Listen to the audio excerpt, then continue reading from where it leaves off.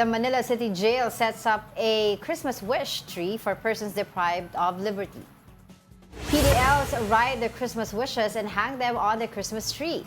The Wish Tree Project is an annual tradition in Manila City Jail. It aims to grant simple Christmas wishes from persons deprived of liberty. Some of these wishes include having toiletries and grocery packages.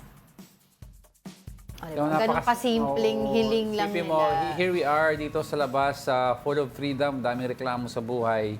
Well, nandun sila kasi may ginawa sila kasi. Yeah, but no, these are hindi pa naman to waiting to sa cases nila eh. Mga Manila DPL City Jail. o mga city jail, they're not yet ruled with finality. They're not yet guilty. And even if you are guilty, di ba, we are not to judge.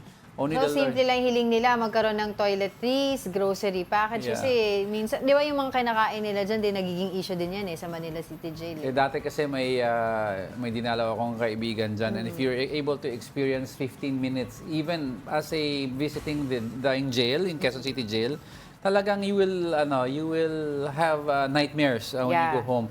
Because rotation sila matulog dyan. 15 minutes nakatayo, 15 minutes nakahiga, tapos naglo-lottery sila kung sino yung swerte. Meron pwede matulog ng 10 hours bed. Sa bed. Tapos yung lutuan nila sa stairs. They cook on the stairs, may taga-toka sa prito sa fish, sa rice, 'di ba? So it's really not a good experience for a lot of us. Oo. Nakita mo, annual tradition nila yan, no? Niro-roll yun nila yung mga papel. Inside those paper ay mga wishes nila. Simple as yun nga, having grocery items. Sana naman Or toiletries. sana dinefine ng city jail naman na kung hanggang saan lang yung wish. Baka Yung iba- baka may naglagay ng wish diyan freedom. Hindi. Let's see.